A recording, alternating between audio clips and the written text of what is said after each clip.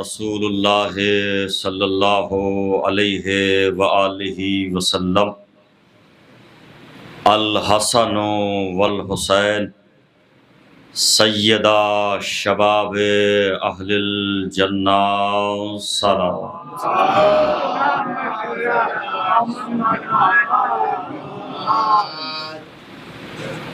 حاضرین بزم معرفت اور سامعین گرامی منزلت، عاشقان سرکار احمد مختار، موالیان جناب حیدر کرار اور عزاداران سرکار سید ابرار، آپ کی خدمت میں حاضری کا شرف حاصل کرتے ہوئے آپ کی ایمانی اور روحانی ضیافت کے فرائض انجام دینے کی نیت سے سرکار رسالت مآب ہادی اکبر مرسل اعظم جان کائنات ماخذ ممکنات معلم لوح محفوظ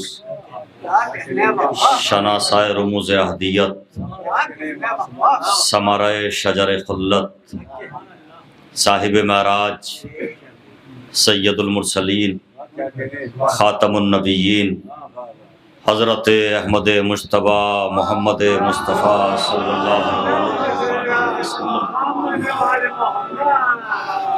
مقدس حدیث کے متبرک الفاظ کی تلاوت کا شرف حاصل کیا ہے۔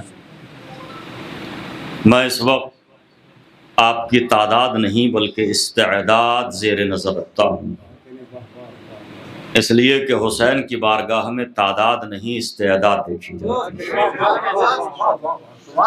سماعت کے مضبوط حوالے میرے سامنے تشریف فرما ہیں، بزرگ افراد یہاں تشریف فرما ہیں، لہٰذا ایک بات کہہ کے اپنی گفتگو کا آغاز کرتا ہوں۔ یہ نبی کا کلام ہے کہ الحسن والحسین سیدہ شباب اہل جنہ۔ فرش عزا پر تربیت پانے والی نسلیں ان کلمات کو سنتی ہی رہتی ہیں، بلکہ یہی کلمات سن سن کے ہم لوگ منزل شعور تک پہنچتے ہیں۔ جس کے پردہ سماعت سے حضرات حسنین کا نام نہ ٹکرائے، بلکہ جس کے پردہ سماعت نے شہزادوں کے نام کا بوسہ نہ لیا ہو، اس کا شعور سے کوئی تعلق ہوتا ہی نہیں۔ میں آپ سب کو صاحبان شعور جانتا ہوں، نظم کا ایک طویل سلسلہ مگر حسین سلسلہ آپ حضرات سماعت فرما رہے تھے۔ شاعری فن نہیں ہے، شاعری شعور، اور ظاہر ہے کہ جو مجمع شاعری سنتا ہے اس کے سامنے بات کہنے کے لیے کچھ حوصلہ بھی ہو جاتا ہے۔ بہترین اشعار آپ نے سماعت فرمائے، قافیوں کی داد آپ نے دی، استعاروں کو آپ نے سمجھا، کنائے کو آپ سمجھ رہے تھے، ردیف چسپاں ہوئی تو آپ نے اسے بہت اچھی طرح سمجھا، زبان کا شعر تھا تو اس پر آپ نے خوب داد دی۔ مجھے آپ کی سماعتوں پر غرور ہونے کی حد تک یقین ہوا، اس لیے میرے غرور محبت کی لاج رکھیے گا۔ میں ایک بات آغاز ہی میں کہہ رہا ہوں کہ سرکار رسالت مآب کا ارشاد گرامی ہے اور مقدس کلمات ہیں کہ الحسن والحسین سیدہ شباب اہل جنہ۔ غدیری لوگ ہی اگر پیچھے رہ جائیں گے تو پھر مجمع کا حال کیا ہوگا؟ ایک صلوات ذرا بآواز بلند کریے۔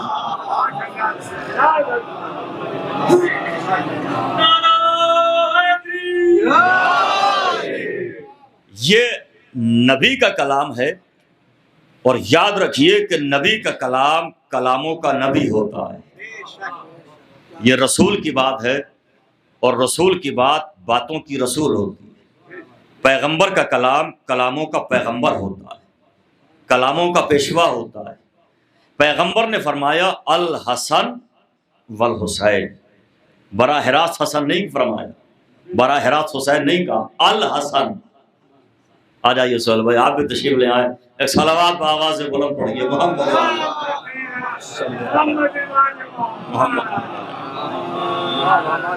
سرکار نے یہ نہیں فرمایا کہ حسن اور حسین جوانان جنت کے سردار نہیں. پہلے حضور نے فرمایا الحسن، پھر فرمایا والحسین. حسن سے پہلے بھی الف لام اور حسین سے پہلے بھی الف لام. یہ وہ نبی ہے فصاحتیں جس کی زبان کا صدقہ اتار دی جائے. یہ وہ رسول ہے جو فصاحتوں کی آبرو ہے، بلاغتوں کی جستجو ہے. ارے جس کی گود کا پالا خالق نہج بلاغت ہوتا ہے، یہ اس نبی کا کلام ہے. اس نبی نے کس انداز سے فرمایا الحسن والحسین. ڈائریکٹ نہیں کہا حسن، براہ راست نہیں فرمایا حسن، الحسن والحسین. الف لام عربی زبان میں بہت سے معنی کے لیے استعمال ہوتا ہے. استغراق کے لیے معنی میں استعمال ہوتا ہے، جنس کے معنی میں استعمال ہوتا ہے، پرٹیکولر بنانے کے لیے، تخصیص کے لیے استعمال ہوتا ہے. پیغمبر نے مخصوص کیا، پرٹیکولر بنایا الحسن. دیکھو ہر حسن کی بات نہیں ہو رہی، یہ خاص حسن. والحسین یہ خاص حسین. اس لیے کہ اگر نبی فرمائے کہ حسن مائیں ہم نام پیدا کریں گی، ہر ماں کہے گی میرے بیٹے کا نام بھی حسن ہے، میرے بیٹے کا نام بھی حسین ہے. نبی نے فرمایا یہ اس حسن کی بات ہو رہی ہے، یہ اس خاص حسین کی بات ہو رہی ہے. الحسن والحسین سیدہ. اور یہ جملہ تھا سیدان، نون اضافت کی وجہ سے گرا، تثنیہ کا جملہ ہے سیدہ. دونوں سید ہیں، حسن اور حسین دونوں سردار ہیں. الحسن والحسین سیدہ شباب اہل الجنہ. میں یہ دونوں نواسے، یہ دونوں شہزادے جوانان جنت کے سردار ہیں. سیدہ دونوں سردار ہیں، برابر کا وزن ہے، دونوں برابر کے سید ہیں، دونوں سردار ہیں. نہیں، رہبر ہے تو دونوں، امام ہے تو دونوں، قائد ہے تو دونوں، سید ہے تو دونوں، سردار ہے تو دونوں. قرآن نے لولو مقنون کہا تو دونوں کو، چادر تطہیر میں آئے تو دونوں، راکب دوش رسول ہے تو دونوں، زبان رسالت کو چوسا تو دونوں نے، دل بندے فاطمہ ہے تو دونوں، علی کے لخت جگر ہے تو دونوں، سورہ دہر میں ہے تو دونوں، آئے تطہیر میں ہے تو دونوں. نہیں، قرآن نے ہر فضیلت میں دونوں کو شریک رکھا، پیغمبر نے بھی دونوں کو فضیلت میں شریک رکھا. بچہ یاہو آیا تو دونوں کے لیے، زانو دراز کیا تو دونوں کے لیے، زبان چسائے تو دونوں کو، مباہلے میں لائے تو دونوں کو، زلفیں عطا فرمائیں تو دونوں کو. ارے بڑی خصوصی توجہ چاہا. زبان چسائی دونوں کو، زلفیں عطا فرمائیں دونوں کو. روز عید پیغمبر نے دونوں شہزادوں کو اپنے دوش پر بٹھایا. یہ نبی اعظم کا دوش ہے، آدم کا دوش نہیں، نوح کا دوش نہیں، ابراہیم و اسماعیل کا دوش نہیں. اور ابھی بھی کوئی نہ سمجھے تو ہندی میں میرا کوئی دوش نہیں، یہ سرکار رسالت مآب کا دوش ہے.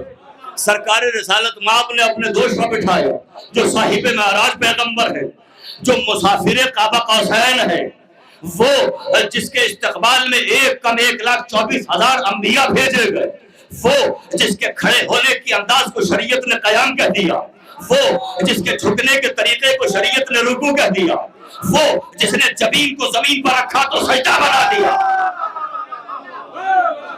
وہ رسول جو جانے کائنات ہے، جس کی ہر ادا کو اللہ نے شریعت بنایا.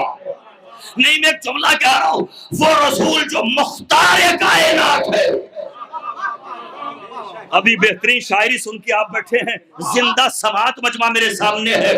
استعارے سمجھنے والی قوم آپ سے بہتر کوئی نہیں، اشارہ اور کنایہ سمجھنے والی قوم آپ سے بہتر کوئی نہیں، ادبیات پر نظر رکھنے والی قوم، اس قوم سے بہتر کوئی قوم نہیں جو فرش اعضا کی بلندی پائے. خدا کی قسم آپ سے بہتر قوم دنیا میں نہیں ہے جب آپ فرش اعضا پر ہوتے ہیں. یہ فرش اعضا کی تربیت یافتہ قوم ہے. میں جملہ کہہ رہا ہوں، پیغمبر اعظم وہ ہے جسے اللہ نے مختار کائنات بنایا. سورج پر اس کا اختیار، چاند پر اس کا اختیار، ستاروں پر اس کا اختیار، آسمان پر اس کا اختیار، کائنات پر اس کا اختیار، درخت پر اس کا اختیار، شجر پر اس کا اختیار، حجر پر اس کا اختیار. کائنات کے ذرے ذرے پر اسے مختار بنایا. کائنات اس کے اشاروں پر چلے گی. مگر اس نبی نے دونوں شہزادوں کو کاندھے پر بٹھا کر زلفیں ادا کر کے اپنا اختیار نوازوں کو دے دیا. بڑی خصوصی توجہ چاہ رہا. بہت شکریہ.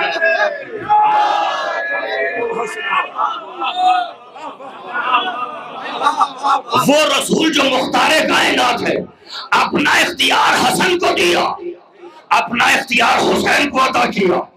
یہ زلفیں نہیں تھی, اختیار دیا.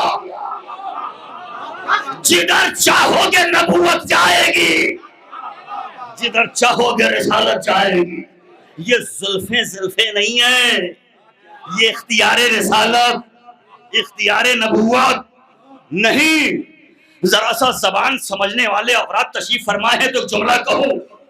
ہم نے ہمیشہ یہی سنا کہ نبی ناکا بنے. جب شہزادوں نے کہا کہ لباس تو آ گیا, مدینے کے بچے سواری پر سوار ہیں, ہمیں سواری چاہیے, نبی ناکا بنے. اب مجھے جملہ کہنے دیجئے, نبی ناکا نہیں بنے, شبیہ ناکا بنے. بہت شکر گزار ہوں میرے بزرگ حضرات, تشریف فرمائے. دیکھیں زبان سمجھنے والے افراد تشریف فرما ہے.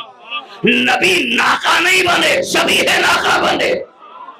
میں اسی میں بہت کچھ کہہ رہا ہوں. اللہ کے آخری نبی نے نواسوں کے لیے, حسن و حسین کے لیے ناقے کی شبیہ بن کر ذوالجناح کا جواز قائم کر دیا.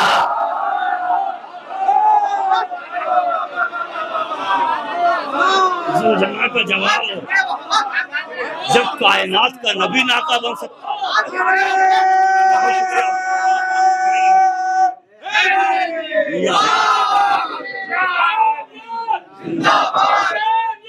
زندہ باد, لبیک یا حسین, لبیک یا حسین.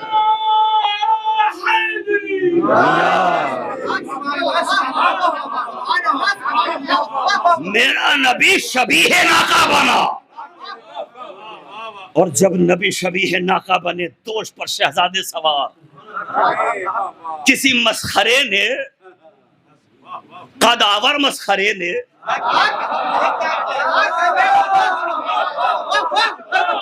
آگے بڑھ کے کہا نعم المرکب, کتنی اچھی سواری ہے. دیکھیے ایک بات واضح کرتا چلوں, مذاق اور ہے, تمسخر اور ہے. دونوں باتوں میں فرق ہے. مذاق اور ہوتا ہے, مسخرہ پن اور ہوتا ہے. ہمارے یہاں کچھ نوجوان مسخرے پن کو مذاق سمجھنے لگتے ہیں. مذاق ذوق سے نکلا ہے. ذوق شوق سے بلند شے کا نام ہے. ذوق ہر ایک میں نہیں ہوتا, تو پھر مذاق کرنے کی صلاحیت بھی ہر ایک میں نہیں ہوتی. مذاق شستہ ہنر ہے تو بربنائے ہنر, مذاق شستہ ہنر ہے تو بربنائے ہنر. مذاق بھی تو ہر ایک شخص کر نہیں سکتا. کچھ لوگ مذاق کرنے کی کوشش کرتے ہیں مگر وہ مذاق نہیں ہوتا, چھچور پن ہوتا ہے. اسے مسخرہ پن کہا جاتا ہے. جو ادبیات سے ہٹ کے ہو وہ مذاق نہیں, جو مذہب سے ہٹ کے ہو وہ مذاق نہیں. مذاق وہ ہے جو حدود کے دائرے میں, حدود کے اندر ہو, مذہب کے دائرے میں ہو. یہ پیغام ہے نوجوانوں, اسے نوٹ کرو. خدا کی قسم نصیب سے آیا ہے جملہ آپ کے, تو میں نے ہدیہ کر دیا. چھچور پن اور ہوتا ہے, مذاق اور ہوتا ہے. چھچور پن کے لیے لفظ عربی میں تمسخر, چھچور پن, مسخرہ پن, اور مذاق ذوق. آپ کا مذاق ادبی کیا ہے؟ آپ کا مذاق علمی کیا ہے؟ مذاق ذوق سے بلند شے کا نام ہے. ہر ایک شخص میں مذاق کی صلاحیت ہوتی بھی نہیں ہے. یہ تو فرش اعضاء کا صدقہ ہے کہ طنز سمجھنے کی بھی صلاحیت ہوتی ہے, تبرہ سمجھنے کی بھی صلاحیت ہوتی ہے.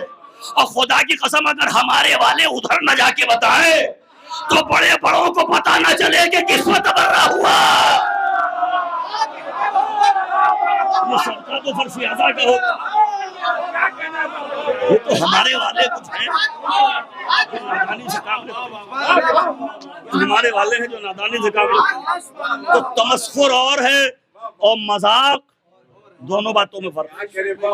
کسی مسخرے نے لمبے سے مسخرے نے، قداور مسخرے نے باہر نکل کے حضور کو دیکھ کے کہا نعم المرکب، کتنی اچھی سواری ہے۔ اب یہ شعراء بیٹھے ہیں، ان کے اعتبار سے گفتگو کر رہا ہوں، جملہ ہدیہ کروں۔ کہنے والے نے نعت کہی تھی، پیغمبر نے قصیدہ سنا دیا۔ کہنے والے نے کہا سواری کیسی ہے، نبی نے کہا سواری دیکھی ہے، یہ بھی تو دیکھو سوار کیسے ہے۔ اے اللہ کے رسول مانے بہت شکر گزار ہوں، صلوات پڑھیے محمد و آل محمد پر۔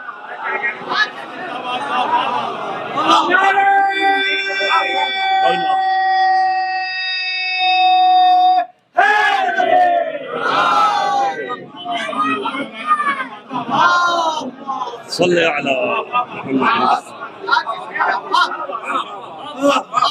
سرکار آئیے پوچھتے ہیں، اے سرکار حضور پر نور مدنی آقا، آبروئے رسالت، اے میرے آقا آپ نے ان شہزادوں کو دوش پر سوار کیا اور زلفیں دیتی، کہا اس میں بڑی حکمت پوشیدہ ہے، میں آنے والے معترضین کے چہرے مستقبل کے آئینے میں دیکھ رہا ہوں۔ اے اللہ کے رسول کیا مطلب؟ کہ آنے والے زمانے کا مورخ کہے گا حسن کا مزاج اور ہے، حسین کا مزاج اور ہے۔ میں روز عید دونوں کو دوش پر بٹھا کر تاریخ میں یہ واقعات نوٹ کرانا چاہتا ہوں کہ اگر مزاج الگ ہوتا، حسن کہتے ادھر چلو، حسین کہتے کہ ادھر چلیے، مگر یہ دونوں کا ایک ساتھ جانا اس بات کی دلیل ہے کہ جدھر حسن گئے ادھر حسین گئے۔ تو اب ان کے مزاج پر فرق نہ پیدا کرنا، ان کے مزاج اب آپ حضرات اتنے آمادہ ہیں تو ظاہر ہے کہ ممبر بخیلوں کی جگہ نہیں ہے، ممبر سخی ابن سخی کا تخت حکومت ہے، یہ تخت سلیمانی کا مولا ہے۔ ارے میں نے جملہ ہدیہ کیا ہے، یہ تخت سلیمانی کا آقا ہے جسے ہم ممبر کہتے ہیں۔ ممبر کا حساب بروز قیامت ضروری ہے، قیامت میں پوچھا جائے گا یہ ممبر عطا کیا تھا، دیا تھا تو اس ممبر کا استعمال اپنے لیے کیا یا ہماری وکالت کے لیے کیا؟ وظیفے حلال کیے ہیں، کیا کیا ہے تم نے؟ کیا تبلیغ کی ہے؟ ممبر ایک ڈیوٹی ہے، ممبر ایک ذمہ داری ہے، ممبر ایک ذمہ داری ہے، خدا کی قسم ممبر ایک ذمہ داری ہے۔ کچھ لوگ بوڑھے ہو جاتے ہیں، بزرگ نہیں ہو پاتے۔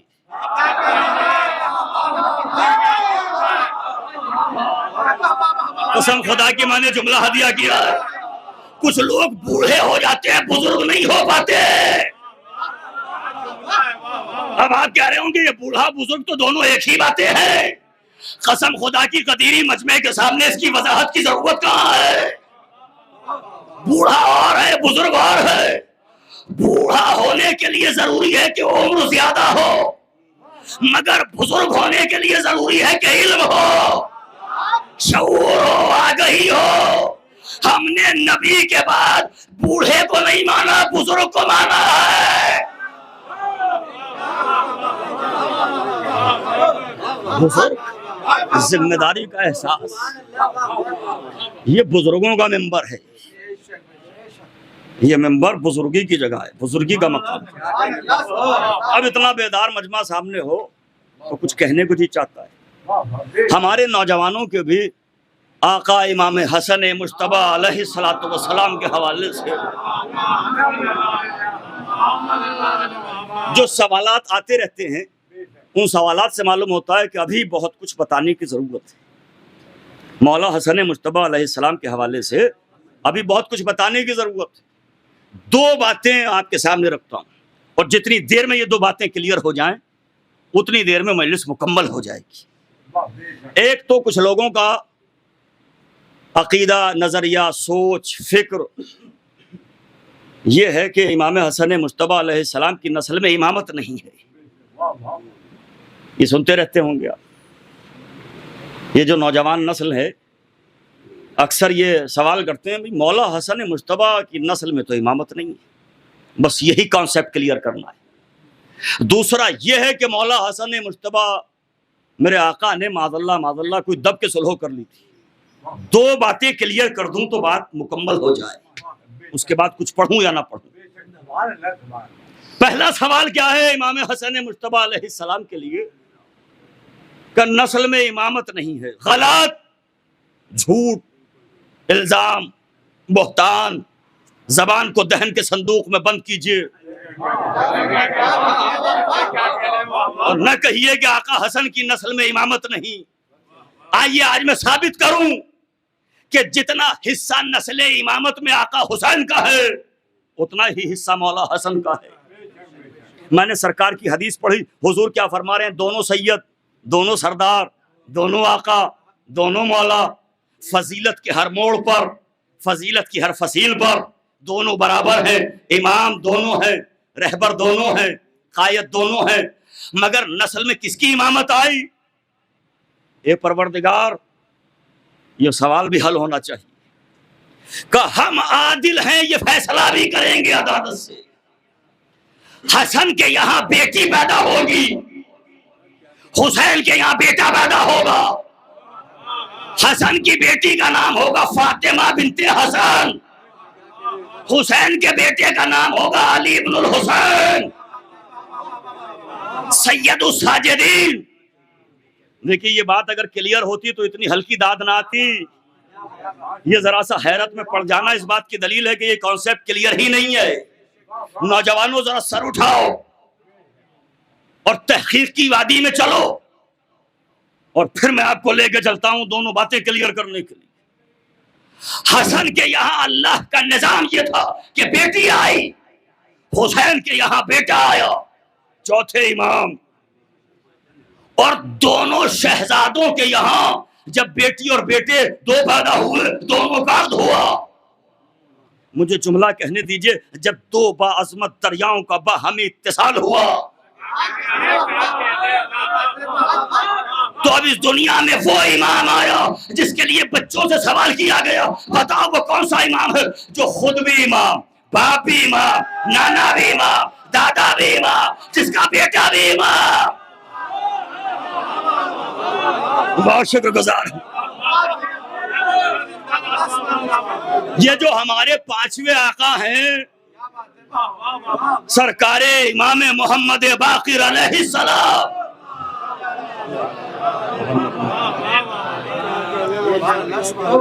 ننہیال کے اعتبار سے حسنی ہے، ددھیال کے اعتبار سے حسینی ہے۔ تو اب کون کہتا ہے کہ نسل امامت میں آقا حسن کا حصہ نہیں ہے؟ دختری نسل سے امامت چلی، بیٹی کی نسل میں سلسلہ امامت جاری ہوا۔ مگر اس مجمع کی خاموشی کو دیکھتے ہوئے میں اپنے آقا سے سوال کروں گا، اے امن کے شہنشاہ، اے امن کے پیغامبر، اے صلحوں کے پیغامبر، اے اپنی سبز قبا میں کائنات کو ہریالی بانٹنے والے امام، اے پہلے ولی عہد امامت، اے سورہ کوثر کی آبرو، اے میرے مولا حسن، یہ بتائیے کیا آپ راضی ہیں کیا آپ کا نواسا امام ہو؟ کیا آپ کا دل نہیں چاہے گا کہ پوتا امام ہو؟ کیا آپ اس بات پر راضی ہیں کہ نواسا امام ہو؟ آواز آئے گی خاموش، میں اپنے نانا مصطفیٰ کا وارث ہوں۔ اے مولا کیا مطلب کہ میرے نانا کے کوئی بیٹا نہیں تھا، نواسوں میں امامت آئی ہے۔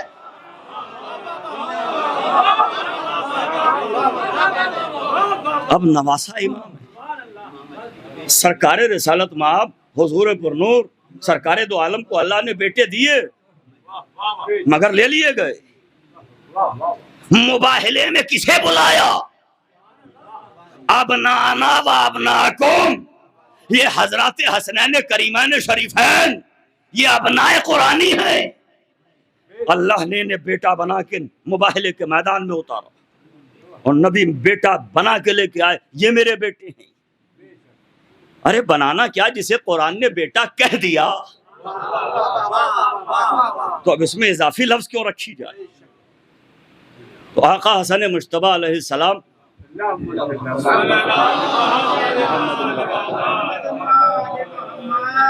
دیکھیے یہ وہ مظلوم امام ہے جس کا ذکر ممبروں سے بھی کم ہوتا ہے، اور جب اس امام کا تذکرہ ہو تو صلوات قرض سمجھ کر نہیں فرض سمجھ کے ہونا چاہیے۔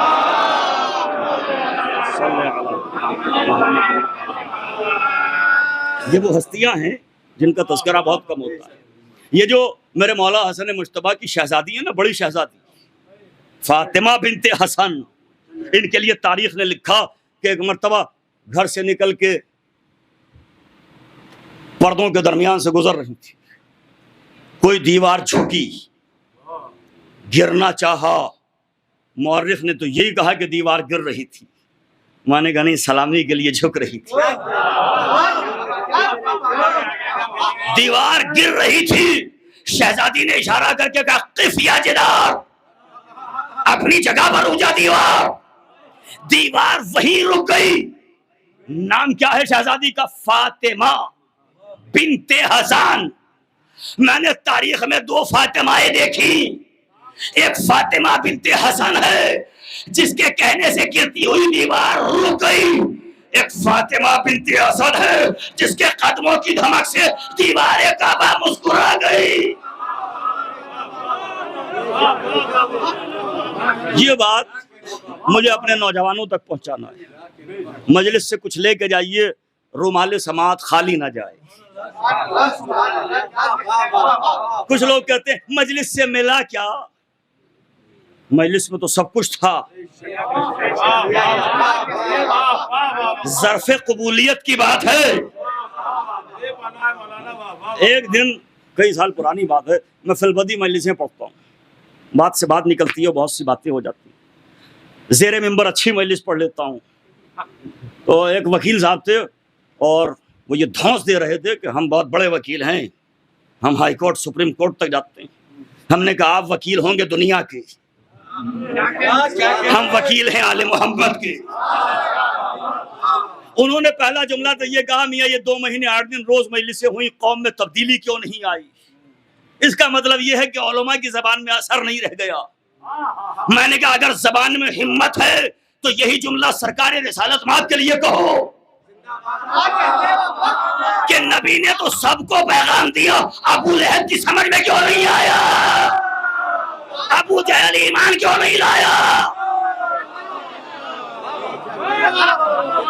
بہت دیر تک باتیں ہوئی تھی، بہت دیر تک ہوتی رہتی ہیں، ہم لوگ ملتے رہتے ہیں، گلی گلی میں مقصر گھوم رہے ہیں، جگہ جگہ مقصر گھوم رہے ہیں، کچھ چھوڑے ہوئے مقصر ہیں، کچھ وہ ہیں جنہیں پرموٹ کیا جا رہا ہے، اچھے خاصے داموں میں بکنے والے مقصر نظر آ رہے۔ اب تو بڑے بڑے خریدے ہوئے لوگ ہم اپنی نگاہوں سے دیکھ رہے ہیں، جب زبان کھولیں گے آزاداری کے خلاف۔ میں نے کہا پہلے تو یہاں رکو، آپ کا اعتراض ہے کہ یہ قوم بدلی نہیں، اتنی مجلسیں ہوئی۔ میں نے کہا پہلے تو اسی جملے کو الٹو کہ اتنی مجلسوں کے باوجود جب اتنی خرابیاں ہیں، اگر مجلس نہ ہوتی تو اس قوم کا کیا عالم ہوتا؟ پہلے تو آپ مجھے یہی سمجھا دیں، آپ مجھے یہ بتائیں کہ نہیں صاحب وہ زبان میں اثر نہیں ہے، اثر ہے تو قوم بدلتی کیوں نہیں، تبدیل کیوں نہیں ہوتی؟ ارے بھائی سب گناہگار ہیں، معصوم کوئی نہیں ہے، معصوم کوئی نہیں ہے، جو معصوم ہیں جب انہی کے معصوم ہونے کا انکار ہو رہا ہے۔ میں کسی سے ڈر ور کے بولتا نہیں ہوں۔ ریحان صاحب، ہمارے ناظم محترم نے ریحان اعظمی صاحب کا تعارف کرایا کہ پاکستان میں ریحان صاحب مرحوم ہو گئے، خدا ان کے درجات بلند فرمائے، ان کے ایصال ثواب کے لیے ایک صلوات ضرور پڑھیے محمد عالم۔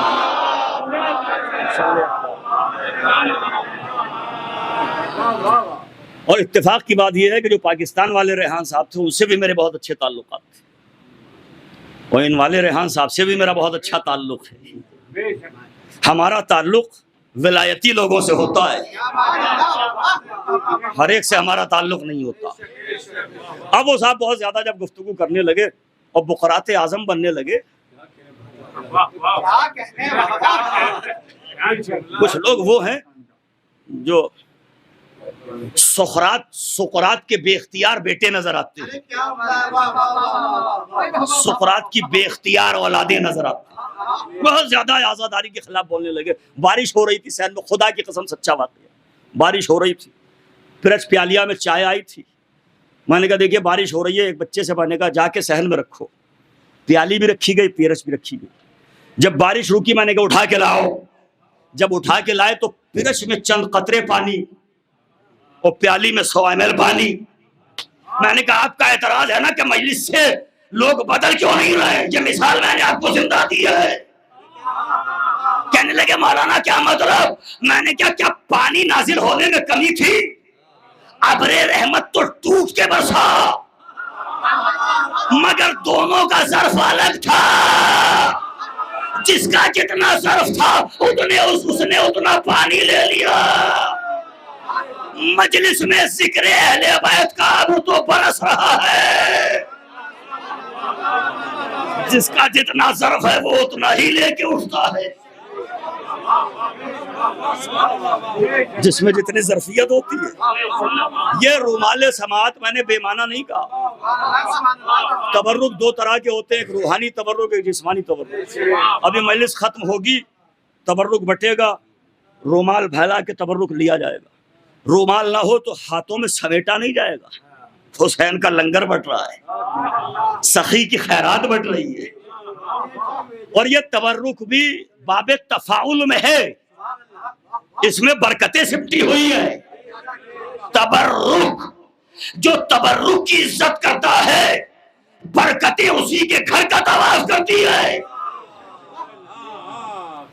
تبرک کی عزت کرنا بھی ہماری ذمہ داری ہے۔ اگر یہ رومال نہ ہو، ہاتھ پھیلائے، کچھ تبرک ادھر نکلا کچھ ادھر نکلا، کلیہ کیا نکلا؟ اگر تبرک سمیٹنا ہے تو رومال ہونا ضروری ہے، کوئی ایسا ظرف ہو کہ جس میں تبرک آ جائے۔ یہ جو مجلس میں روحانی تبرک دیا جاتا ہے، اس کے لیے شعور کا روحانی رومال ہونا چاہیے۔ اگر روحانی رومال نہ ہو، یہ تبرک کو ہم لے کے کیسے جائیں گے؟ سوال یہ نہیں کہ مجلس میں کون آیا، سوال یہ ہے کہ مجلس کو لے کے گھر تک گیا کون؟ یہ ہم سنتے رہتے ہیں، اس پہ داد بھی دیتے ہیں، تعریف بھی ہوتی ہے اس جملے پر، لیکن اس پر 100% عمل ہو تو کیا کہنا۔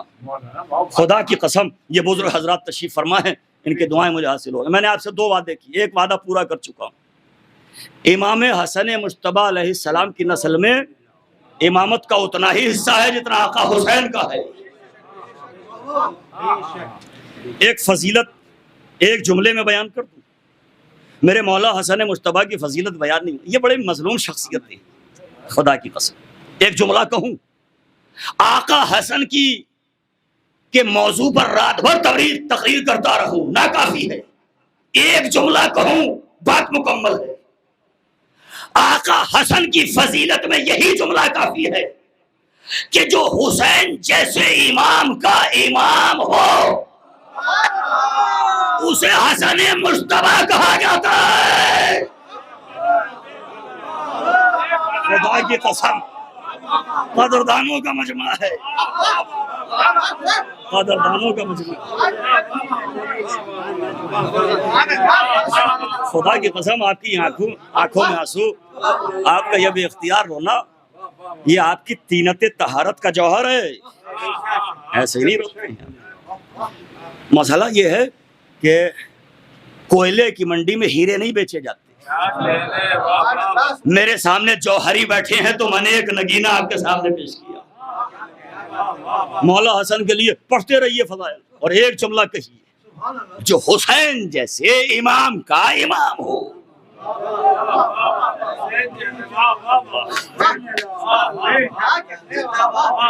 خدا کی قسم۔ دوسرا کیا ہے صاحب، لوگوں کے ذہنوں میں، پہلے تو ایک بات عرض کروں آپ کی خدمت میں، ادھر لاہور سے بھی بڑی غلط تاریخیں سنائی جا رہی ہیں آپ کو محقق بنیے، اسکالر بنیے، فکر کیجئے، فکر کی وادی میں آئیے۔ آل محمد پر کئی قسم کے ظلم ہوئے، اگر تلوار سے ظلم نہ کر سکے تو قلم کی نوک کو تلوار بنایا، خنجر بنایا، اور ان کی فضیلتوں کو کاٹنے کی ناکام کوششیں کی گئیں۔ تاریخ میں جو کچھ لکھا ہے اسے سب کچھ صحیح نہ مانا کرو نوجوانوں۔ میں اسی انداز سے گفتگو کرنے کا عادی ہوں۔ میں چاہتا ہوں کہ سارا مجمع محقق ہو جائے۔ خدا کی قسم جا کے قرآن پڑھیے، قرآن کی سب سے بڑی دعوت فکر ہے۔ قرآن یہ چاہتا ہے کہ مسلمان روا روی کا مسلمان نہ ہو، مسلمان محقق ہو، مسلمان مفکر ہو۔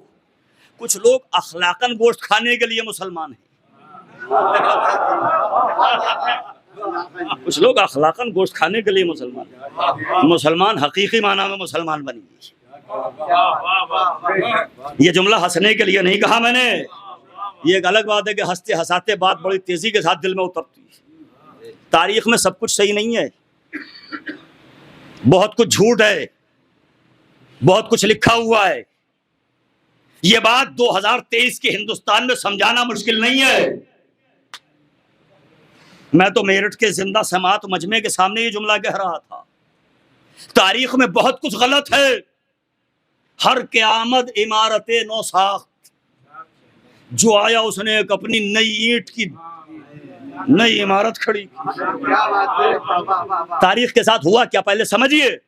تاریخ بکی، مورخ بکے، قلمکار بکے، صحافی بکے، راوی بکے، اس لیے کہ حکومتوں نے خریدا، پھر تاریخ کو بدلا۔ یہ بات اگر 20 برس پہلے میں کہہ رہا ہوتا تو شاید نوجوان نہ سمجھ پاتے۔ 2023 کے بھارت میں مجھے سمجھانے کی ضرورت نہیں ہے کہ تاریخیں بدلی کیسے جاتی ہے، صحافی خریدے کیسے جاتے ہیں۔ یہ پرانا مزاج ہے، پرانا مزاج ہے، یہ تو نیا مزاج نہیں ہے۔ آپ سوچ رہے ہیں میں آہستہ آہستہ ہلکی ہلکی باتیں آپ کو سناؤں، میں چاہ رہا ہوں کہ مشکل باتیں آپ سے کروں تاکہ آپ اس بات کے لیے عادی ہو جائیں کہ صرف ظاہر بھی نہ رہیں۔ بصارت اور ہوتی ہے، بصیرت اور ہوتی ہے، دونوں باتوں میں فرق ہے۔ بصارت و بصیرت میں فرق ہے۔ ہر سیاہ ورق کو تاریخ نہ سمجھا کرو نوجوانوں۔ میں دیکھ رہا ہوں کہ کہاں تک یہ جملہ پہنچا ہے۔ غم حسین میں سیاہ لباس پہننے والوں، ہر سیاہ ورق کو تاریخ نہ سمجھنا۔ ہر کالی سطر تاریخ نہیں ہوتی، آپ کی خاموش سماعتوں کی قسم۔ ہر سیاہ ورق کو تاریخ نہ سمجھنا۔ ہر تاریخ صحیح نہیں، ہر کتاب کی ہر بات صحیح نہیں۔ ارے صحیح کی ہر بات صحیح نہیں۔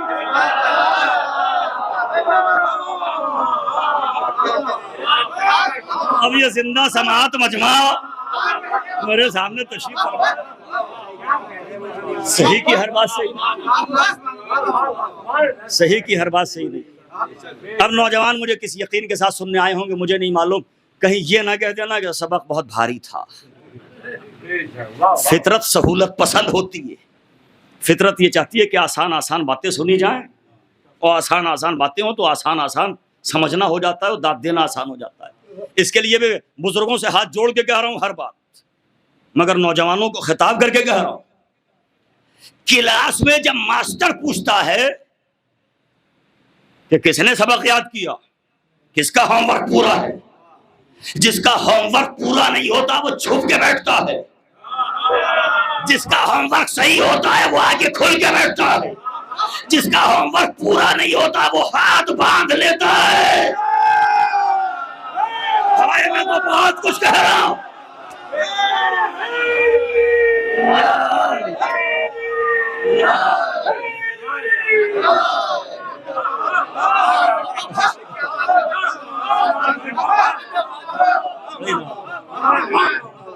اور جسے سبق یاد ہوتا ہے وہ ہاتھ اٹھا کے کہتا ہے ہمیں سبق یاد ہے۔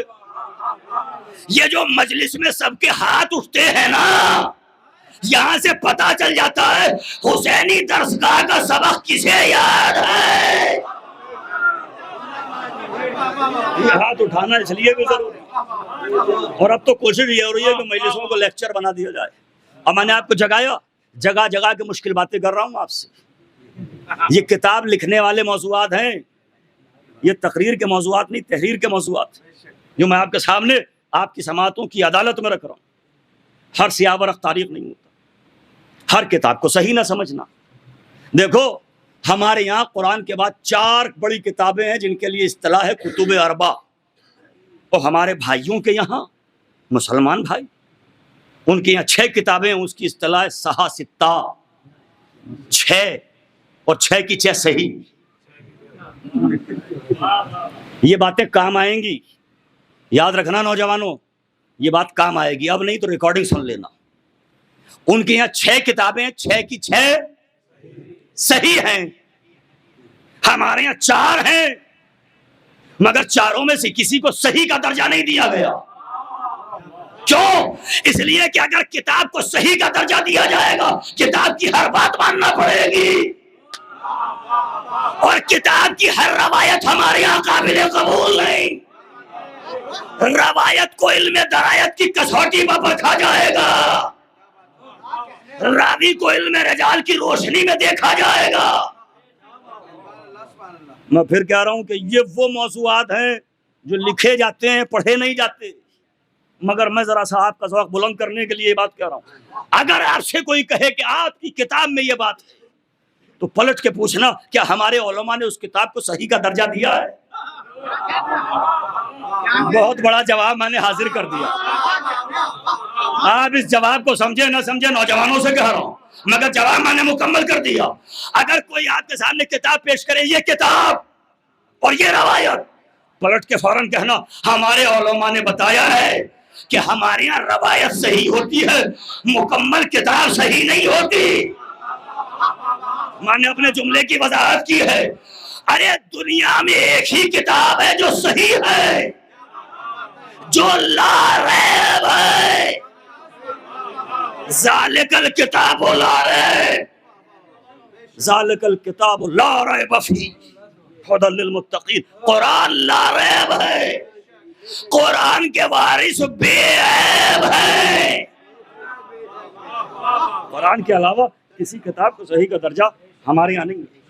روایت صحیح ہوگی، راوی کو پرکھا جائے گا، ڈھونڈا جائے گا، تلاش کیا جائے گا. یہ میں آپ کو کیوں سنا رہا ہوں باتیں؟ اگر کوئی صاحب سو بھی رہے ہوں تو ذرا جگا لیجئے گا. حالانکہ میں چاہوں تو آپ سے وہی مجلس پڑھ کے داد لے سکتا ہوں جیسے آپ ماشاءاللہ داد دیتے رہتے ہیں، لیکن اس وقت وہ داد جو بے داد بن جائے اس سے ذرا سا میں بچ کے جا رہا ہوں اور آپ کو کچھ سنا رہا ہوں.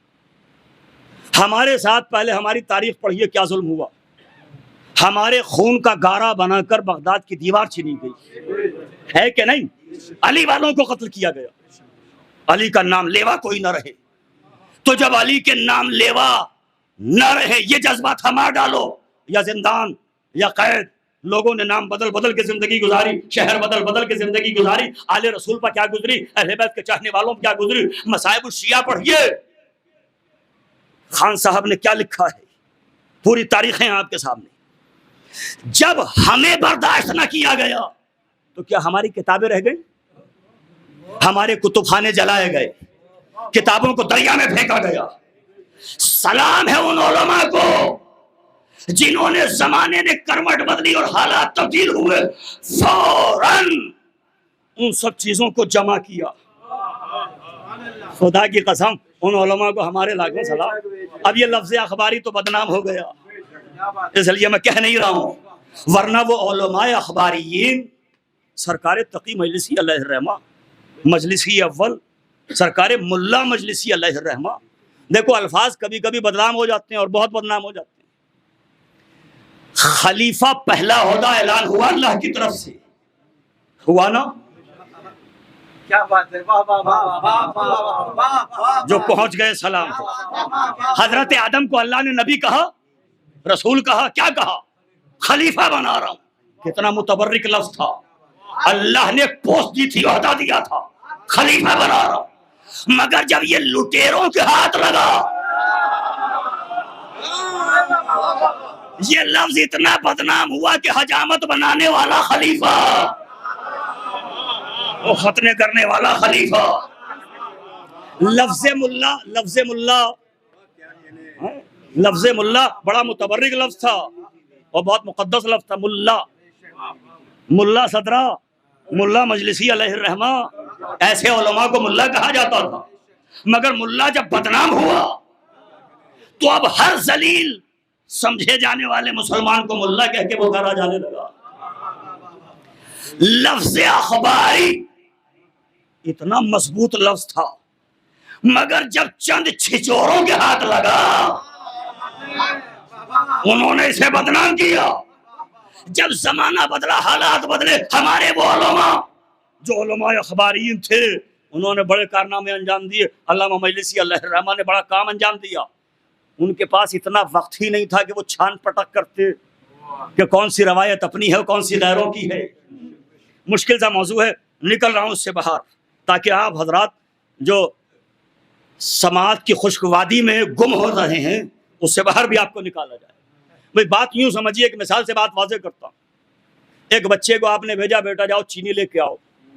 وہ 2 کلو چینی ایک شاپر میں لے کے چلا، ٹھوکر لگی، تھیلا گرا، وہاں ریت بالو مٹی پڑا ہوا تھا، وہ چینی گر گئی. ادھر سے ٹریفک چل رہا تھا، بچے کو خطرہ بھی ہے کہ کہیں بچے کے اوپر یہ الزام نہ آ جائے. اب اسے حفاظت چینی کی کرنا ہے کہ چینی بچ جائے. اب اس چینی کی مثال پر نقطہ چینی نہ کرنے لگیے گا. بچہ بیٹھا، اس نے دامن پھیلایا اور ساری چینی دامن میں بھری اور گھر لے کے آیا.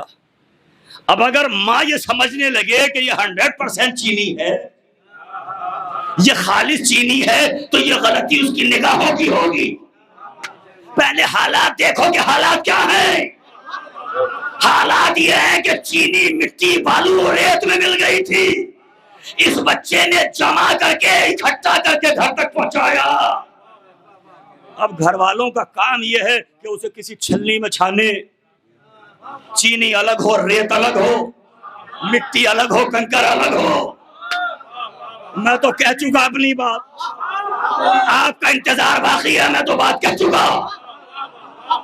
میں مجلس نہیں پڑھ رہا ہوں، کلاس لگائی ہے میں نے. نوجوانوں، یہ درس ہے حسینی پر، درس گاہ کا درس ہے، اسے لے کے جانا. یہ کلاس ہے، اس سے سبق یاد کر کے جانا. یہ جو لوگ ہم سے کہتے ہیں آپ کی کتابوں میں یہ روایت، آپ کی کتابوں میں یہ روایت، آپ کی کتابوں میں یہ روایت، پہلے حالات دیکھو کن حالات سے ہمارے علماء نے روایتوں کو جمع کیا. آنے والی نسلوں کے لیے چھوڑ دیا. تحقیق کر لینا کون سی روایت ہماری ہے، کون سی غیر کی ہے.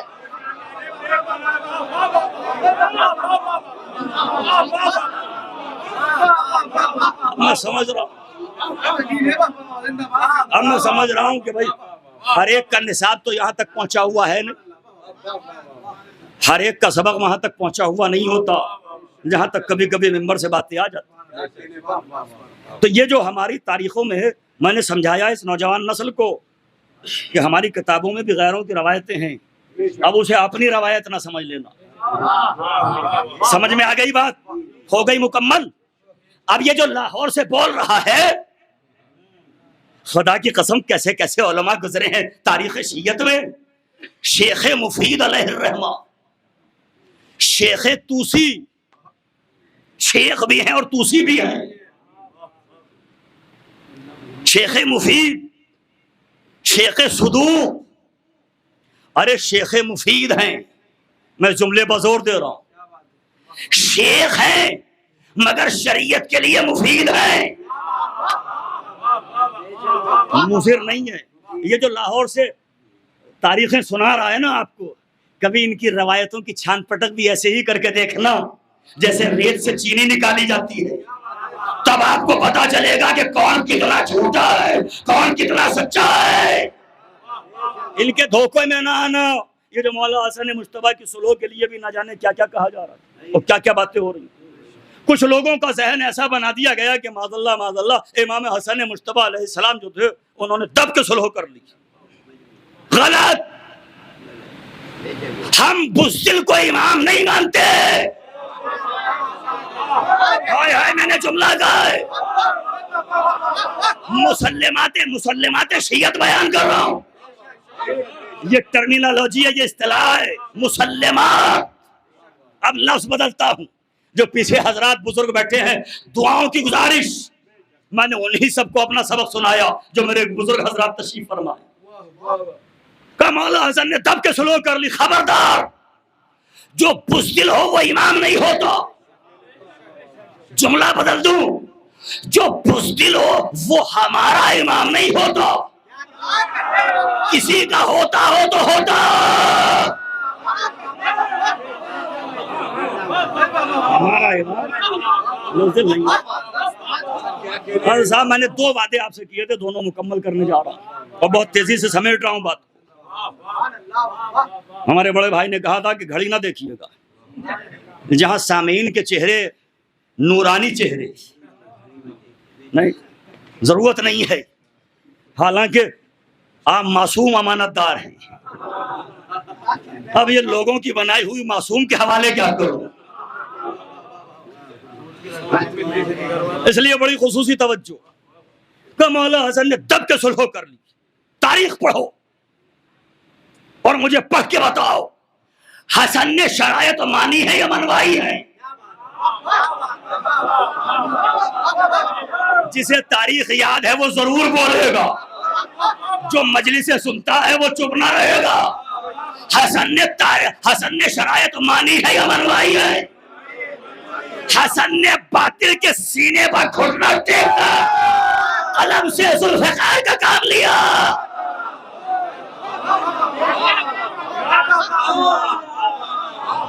قلم کو ذوالفقار بنا دیا علی کے بیٹے نے. شرائط منوائی ہے تو پھر مجھے کہنے دو, جیتنے والا شرائط منواتا ہے, ہارنے والا شرائط مانتا ہے.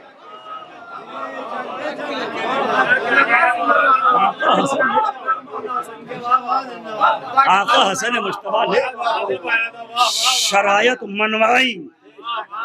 شرائط منوائی. میں اس انداز سے بھی بولتا ہوں, کبھی کبھی اس انداز سے بولتا ہوں, کبھی کبھی اس انداز سے بولتا ہوں, اور یہ مجمع خدا نظر بد سے محفوظ رکھی. شرائط منوائی آقا حسن. ان شرائط میں ایک شرط, اپنے بعد کسی کو نومینیٹ نہیں کرو گے. اپنے بعد کسی کو نامزد نہیں کرو گے. تو اگر یزید کے لیے بیعت لی تو مانو کہ وہ یزید کا بھی باپ تھا. یزید کے لیے بیعت لی گئی کہ نہیں, یہ تاریخی حقائق ہے. میں کسی کو کچھ کہہ نہیں رہا, میں کسی کی دل آزاری کے لیے کوئی جملہ نہیں کہہ رہا ہوں. مجھے سب کا خیال ہے. اسلام میں رواداریوں کا خیال رکھا گیا ہے. اس کا مطلب یہ نہیں کہ میں غلط کو صحیح کہنے لگوں. بھائی جو لعنت اللہ ہے وہ لعنت اللہ رہے گا, جو رحمت اللہ ہے وہ رحمت اللہ رہے گا. مگر ہماری زبان سے کوئی جملہ ایسا ادا نہ ہو کہ پڑوسی کو نقصان پہنچے, پڑوسی کی دل آزاری ہو. رواداریوں کا خیال اسلام نے رکھا. میں اس بات کی سند نہیں دے رہا ہوں. جو قاتل سیدہ کے لیے سافٹ کارنر رکھتا ہو, لاہور میں بیٹھنے والا تو 2 گھنٹے کی تقریریں تاریخ میں کر رہا ہے. جو سافٹ کارنر رکھتا ہے وہ جنت کی خوشبو نہیں سونگھ پائے گا. یہ بھی سن لیجئے گا, آقا حسن نے شرائط منوائی. شرط اس میں کیا ہے, یزید کو یا کسی کو بھی اپنے بعد نامزد نہیں کرو گے. بہت ساری شرطیں, شرط نہیں پڑھ رہا ہوں, بس ایک شرط سن لیجیے. اس میں ایک شرط یہ بھی تھی کہ جو ہمارے بابا پر تبرہ ہوتا ہے تبرہ نہیں ہوگا.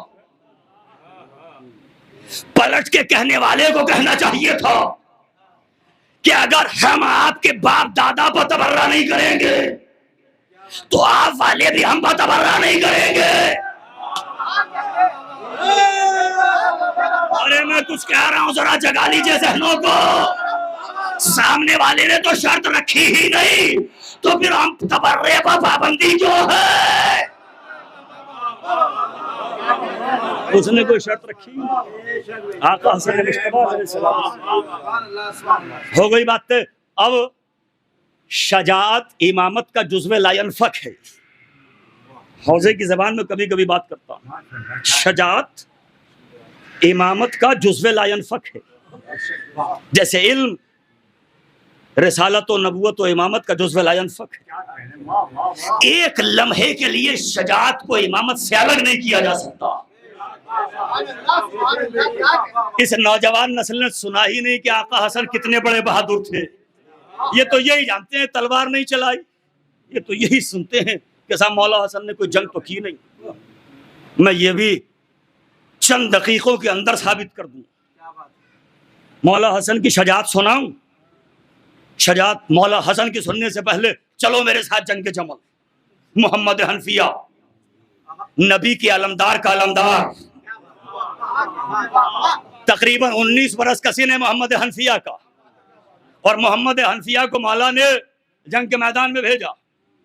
ساتھ میں خزیمہ ابن ثابت صحابی رسول، یہ وہ صحابی ہے جسے نبی نے ذو الشہادتین کا لقب دیا۔ لوگ کہتے ہیں یہ صحابہ کی فضیلت نہیں پڑھتے، کسی کی فضیلت ہو تو پڑھی جائے نا۔ اب ہم مجھ سے فضیلت سن لیجئے، صحابی رسول کی فضیلت سنیے۔ ذو الشہادتین کیوں ہے؟ 2 گواہیاں۔ اسلام میں کوئی مقدمہ دائر ہو تو 2 گواہوں کی ضرورت ہوتی ہے، مگر یہ وہ صحابی ہے اگر اکیلا گواہی دے دے تو نبی کہتے ہیں دوسرے گواہ کی ضرورت نہیں۔ اب یہ جملہ یاد رکھنا، یہ صحابی وہ ہے جو ذو الشہادتین ہے، 2 گواہیاں اس کی 1 گواہی کے برابر ہے۔ محمد حنفیہ قیامت کا رن پڑا، جمل کا میدان، دشمن کی فوج، چاہنے والے عاشقوں کا مجمع جمل کو گھیرے ہوئے، قیامت کا رن پڑا۔ ایک منزل ایسی آئی کہ محمد حنفیہ کا دستہ دشمنوں کے نرغے میں گھرا، مگر علی کا خون تھا، ابو طالب کا لہو تھا، علی کا لخت جگر تھا۔ علی کے بیٹے نے وہ قیامت کا حملہ کیا کہ اپنے پورے دستے کو بچا کر علی کی خدمت میں آئے۔ خزیمہ ابن ثابت، علماء رجال نے ان کے لیے مخصوص الفاظ لکھے ہیں، کسی وقت میں عرض کروں، آج تو وقت نہیں ہے۔ خزیمہ ابن ثابت ساتھ میں آئے اور آ کے فرمایا، اے مولا مشکل کشا، آج تو ہم دشمنوں کے نرغے میں ایسا گھر گئے تھے کہ اگر آپ کے بیٹے محمد کے علاوہ کوئی اور میرے کارواں ہوتا، میرے لشکر ہوتا تو ہم میں ایک بھی زندہ نہ بچتا۔ اس صحابی کی گواہی 2 گواہوں کے برابر ہے۔ سمجھ میں آیا محمد حنفیہ کتنے بڑے بہادر؟ جہاں عرب کی شجاعت دم توڑ جائے وہ ہے محمد حنفیہ۔ جملہ یاد رکھنا۔ اب آپ مولا حسن کی شجاعت سناؤ۔ اسی میدان میں ایک موقع ایسا آیا، علی کہہ رہے بیٹا آگے بڑھو، تقدم یا ولدی۔ محمد حنفیہ کہہ رہے بابا تیروں کی بوچھار ہے۔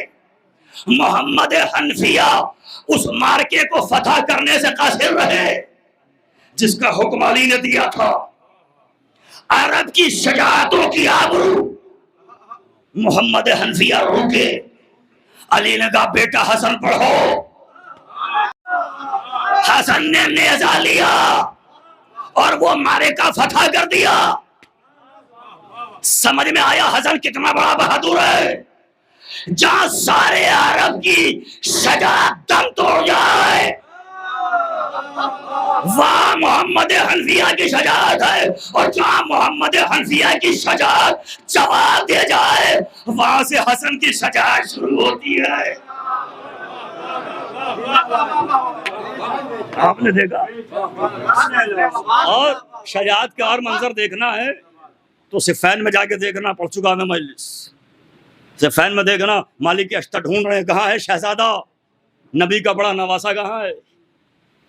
پتا چلا کہ فرات پر دشمن کا قبضہ تھا، حسن نے ایک ہی حملے میں فرات کو قبضے میں لے لیا۔ کتنا بڑا شجاع اور بہادر ہے میرا مولا، ایک ہی جملے میں، اور آپ نے اسے سن لیا۔ ایک حملے میں حسن نے فرات پر قبضہ کر لیا۔ اس پر تعجب کیوں کر رہے ہو؟ اس لیے کہ حسن عباس کے بھی مولا کا مولا ہے. یہ وہی فرات ہے، یہ وہی فرات ہے.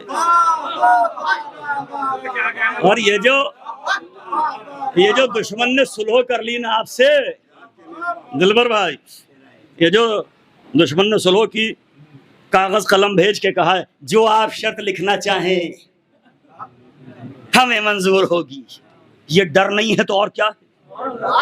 یہ دہشت نہیں ہے تو اور کیا ہے؟ جملہ کہوں اگر آپ بیدار ہو، حسن کے تدبر پر میرے لاکھوں سلام. کیا انتقام لیا؟ کل میرے نانا کو کاغذ قلم نہیں دیا تھا تو صحیح. آؤ. اور اس کے بعد کچھ معترضین کا کام ہے کہ وہ اعتراض ہی کرتے رہتے، معترضین اعتراض فرماتے رہتے. اب ذرا تاریخی تجزیوں پر نظر رکھیا کیجیے، نوجوانوں سے کہہ رہا ہوں، اینالائسس کر کے تاریخ کو پڑھا کیجیے. لوگوں نے کہا حسین کا مزاج اور حسن کا مزاج اور، تو کیا ہے بھائی بتاؤ؟ کہ حسین کا مزاج جنگ، خون بہانا، میدان میں آ جانا، تلوار کھینچ لینا. غلط. اگر حسین کا مزاج جنگجو ہوتا تو جب حسن کے جنازے پر 3 برسائے گئے، لگاؤ تاریخ کی پیشانی پر نشان. کتنا بہترین موقع تھا. بنی ہاشم ساتھ ہیں، چاہنے والے ساتھ ہیں، عباس نے تلوار کو نیام سے نکالا ہے.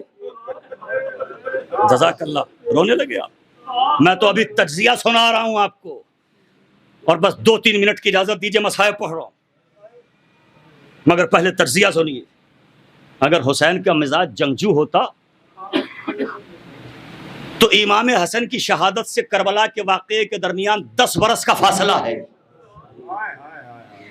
10 برس کا فاصلہ. حسین کو تو تلوار اٹھا لینا چاہیے تھی کہ صلح و کھائی سے ہوئی ہے، اور تم نے صلح کو توڑ بھی دیا. حسین نے اسی صلح و نامے پر عمل کیا. 28 رجب کو ولید کے دربار میں جب گستاخی ہوئی اور بنی ہاشم کے جوان آئے، حسین نے روک دیا. مدینے میں جنگ ہوتی تو انجام کچھ اور ہوتا، مگر حسین جنگ کو ٹال رہے ہیں اور صلح و نامے کو زندہ رکھنے کی کوشش ہے کہ بھائی کا فیصلہ باقی رہے، دشمن اس پر باقی رہے. حج کو عمرے سے بدل دینا، بتاؤ یہ جنگ کا اعلان ہے یا امن کا اعلان ہے؟ میں تو پوچھ رہا ہوں اس پڑھے لکھے مجمع سے. وارد کربلا ہوئے، خور کو پانی پلانا، خور کے جانوروں کو سیراب کرنا، یہ امن ہے کہ جنگ ہے؟ اور آگے بڑھوں، خیمے ترائی پر لگے فرات کے کنارے، اور پیغام آیا، تلوار آیا کہ یہ خیمے ہٹا لو. عباس نے تلوار کو نیام سے باہر نکالا. حسین نے روکا یا جنگ کی؟ یہ آقا حسین کی شخصیت پر الزام لگانے والوں، کبھی تاریخ کو پڑھو. حسین نے عباس کو روکا، اور اس جملے پر توجہ چاہیے مجھے بزرگوں کی. حسین نے اس لیے بھی روکا کہ آنے والا مورخ یہ نہ لکھ دے کہ خیمے ہٹانے پر جنگ ہوئی تھی. یہ جنگ حق اور باطل کی جنگ ہے. حسین موقع نہیں دیں گے. 7ویں محرم کو پانی ختم ہو گیا، بند نہیں، ختم ہو گیا. ابھی تر و تازہ لشکر ہے، ابھی حملہ ہو جائے. 1 رات کی مہلت. بتاؤ یہ جنگ ہے کہ صلح ہے؟ یہ امن کا پیغام حسین دے رہے. اور آگے بڑھیے، ایک ایک کی قربانی ہے. اور حسین پھر بھی میدان کربلا میں آ کے خطبہ دے رہے ہیں، اتمام حجت کر رہے ہیں. علی اصغر کو اپنے ہاتھوں پر لے کے آنا. اجرکم اللہ. آپ رونے لگے مائل بکریہ. بس میں مصائب پڑھ سکتا ہوں لیکن پوری مجلس رہ جائے گی اگر ایک جملہ نہ کہا. ایک جملے کے لیے یہاں تک لے لایا ہوں. ایک جملہ نہیں ہے، پوری تاریخ سمیٹ کر تاریخ کا لہو آپ کے سامنے رکھ رہا ہوں. یہ تو آقا حسین جو میں نے تاریخ میں آپ کے اقدام بتائے، یہ آقا حسین کا اقدام ہے. اور وہ جو کہہ رہے ہیں حسن معاذ اللہ صلح کرتے تھے، انہیں جنگ پسند نہیں تھی. وہ تو بزدل تھے معاذ اللہ اور دب کے سلوک کر لی. غلط. شرائط بنوائی, میدان میں آئے, عظیم لشکر لے کے آئے. یہ جنگ کے لیے آئے تھے یا کہے کے لیے آئے تھے مولا حسن؟ کچھ لوگوں نے تو یہ بھی کہہ دیا, اب دیکھوں گا کہ مجلس کس کس نے سنی ہے, پوری مجلس کا نچوڑ ہے جملے میں. کچھ لوگوں نے یہ بھی کہہ دیا کربلا میں حسن ہوتے تو صلح ہو جاتی, اس لیے کہ حسن کا مزاج صلح پسند تھا, امن چاہتے تھے, جنگ نہ ہوتی. خدا کی قسم حسن تمہارے اعتراض کو پہلے جانتے تھے, اس لیے حسن نے جانے سے پہلے قاسم کے بازو پر تعویذ باندھا تھا تاکہ قیامت تک کے لیے اعلان ہو جائے. اس جملے کے لیے مجلس پڑھی ہے میں نے, اس جملے کے لیے مجلس پڑھی. سلامت رہے یہ مجلس. یہ آقا حسن نے, خدا کی قسم میں مطمئن ہوا کہ میں نے مجلس سنائی ہے اور آپ نے کچھ نتیجوں پر غور کیا. یہ لوگ جو بلا وجہ کی تفریق اور اختلاف اور یہ باتیں کرتے ہیں, پھر میں کہہ رہا ہوں نوجوانوں تحقیق کیا. سلامت رہے یہ مجمع, آباد رہیں آقا حسین پر رونے والے. آقا حسن نے شہزادے کے بازو پر تعویذ باندھا. جملہ کہوں اولاد والوں کا مجمع, خدا آپ کے جوانوں کو سلامت رکھے, آپ کے لخت جگر سلامت رہیں. جو کسی مصلحت کی وجہ سے ابھی تک اولاد کی دولت سے محروم ہیں, پروردگار مولا حسن مجتبیٰ کا واسطہ, جناب قاسم کا واسطہ, انہیں اولاد نرینہ عطا فرما, حسین کا وفادار ماتمی عطا فرما.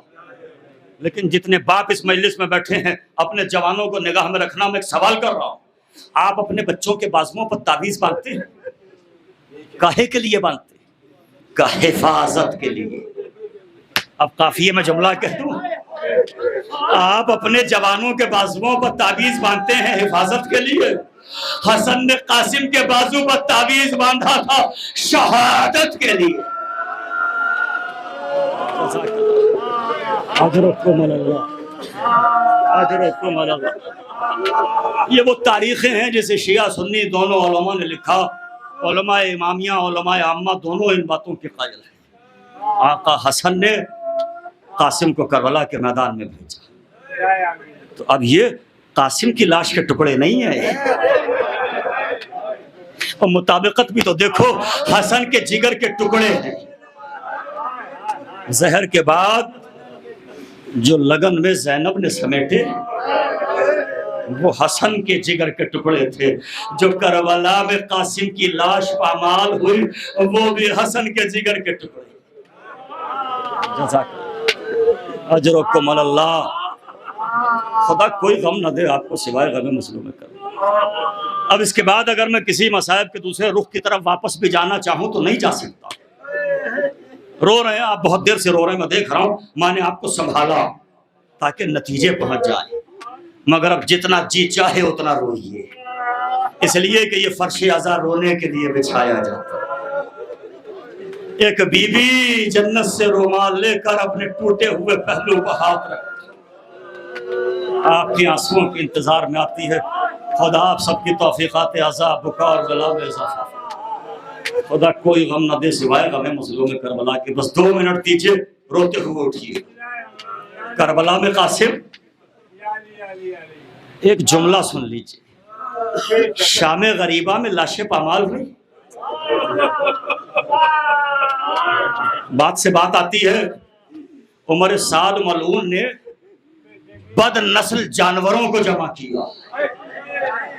ہائے میں نے جملہ کہہ دیا. وہ جانور چاہے انسانی شکل میں ہو یا گھوڑوں کی شکل میں ہو, دونوں بد نسل جمع کیے گئے تھے. اس لیے کہ جب کہا گیا کہ آقا حسین کے لاشے کو پامال کرنا ہے تو جو نسلی گھوڑے تھے انہوں نے قدم پیچھے ہٹائے. بد نسل گھوڑے جمع کیے گئے, بد نسل سوار لائے گئے. مگر اس موقع پر حر کے رسالے والے آئے، حر کا لاشا اٹھا کے لے گئے اور یہ کہا ہمارا سردار تھا، ہم یہ توہین گوارا نہ کریں۔ جو زندگی میں پامال ہو گیا، جزاک اللہ، اجرکم اللہ۔ ابھی سانسیں باقی ہیں قاسم، ادھر کے سوار ادھر اور ادھر کے سوار ادھر۔ کبھی سوچا ہے یہ ادھر کے سوار ادھر کیوں ہو گئے؟ اس لیے کہ ادھر قاسم مصروف ہے جہاد میں، ادھر عباس در خیمہ پر ہیں، ادھر حسین کھڑے ہیں، ادھر علی اکبر کھڑے ہیں۔ قاسم زین سے زمین کی طرف بڑھے، ادھر عباس آگے بڑھے، ادھر حسین آگے بڑھے۔ بزدل فوج نے دیکھا عباس آ گئے، حسین آ گئے، بزدل سپاہی بھاگے، ادھر کے سوار ادھر، ادھر کے سوار۔ جزاک اللہ، اجرکم اللہ۔ بس اب آخری جملہ سن لیجیے، مجلس مکمل ہو گئی۔ میں نفسیاتی اور طرزیاتی انداز سے ایک جملہ اور سنا، مجھ میں بھی طاقت نہیں، مجلس کو تاخیر بھی بہت ہو چکی، مگر جو رونے کی نیت کر کے آتا ہے اسے ایک ہی جملہ کافی ہے۔ وہ رونے کے لیے طویل روایت کا انتظار نہیں کرتا۔ خدا کی قسم یہ آنسو ہر ایک کا مقدر نہیں ہوتے، یہ گریہ ہر ایک کا نصیب نہیں ہوتا۔ ہر ماں وہ بیٹا پیدا نہیں کرتی جو تڑپ کے کہے یا حسین۔ جزاک اللہ، جزاک اللہ، اجرکم اللہ۔ آپ نے جملہ سنا، قاسم 13 برس کا سن ہے، زین سے زمین کی طرف آئے، ابھی زندہ ہے کہ گھوڑے قاسم کے اوپر سے گزر گئے۔ زندگی میں گزرے نا، زندگی میں۔ آپ نے ہمیشہ مرثیوں میں ایک لفظ سنا ہوگا، قاسم گل بدن۔ جزاک اللہ سہیل بھائی، خدا آپ کی توفیقات میں اضافہ۔ یہ شعراء بیٹھے ہیں، یہ پرسی خان بیٹھے ہیں، آپ نے ہمیشہ سنا ہوگا، پڑھا ہوگا، قاسم گل بدن، قاسم گل پیرہن۔ سنا ہے نا؟ یہ کیوں کہا جاتا ہے؟ علی اکبر کے لیے استعمال ہوا؟ نہیں۔ عباس دلاور کے لیے استعمال ہوا؟ نہیں۔ یہ یتیم حسن کے لیے استعمال ہوا۔ قاسم گل بدن، قاسم گل پیرہن، یہ ترکیب بتا رہی ہے، ترجمہ یہی ہے کہ پھول جیسا بدن تھا قاسم کا۔ ارے میں نے تو جملہ کہہ دیا، چاہے جتنا رو لیجئے اس جملے پر۔ قاسم گل پیرہن، قاسم گل بدن۔ اور تاریخ سناؤں آپ کو، حسن مجتبیٰ کی شہادت کے بعد آقا حسین نے اس یتیم بھتیجے کو ایسے پالا کہ کبھی موٹا لباس نہیں پہنا۔ جزاک اللہ، جزاک اللہ، اجرکم اللہ۔ جو رو رہے ہیں خدا ان کی توفیقات میں اضافے فرمائے۔ جو نوجوان ابھی نہیں پہنچے، بس آدھی منٹ دیجئے، مجلس مکمل ہو رہی۔ قاسم کو آقا حسین نے کبھی موٹا لباس نہیں پہنا۔ جانتے ہو کیوں؟ اس لیے کہ قاسم پھول جیسا بدن ہے، کہیں پھول جیسے بدن پر لباس موٹا ہونے کی وجہ سے خراش نہ آ جائے۔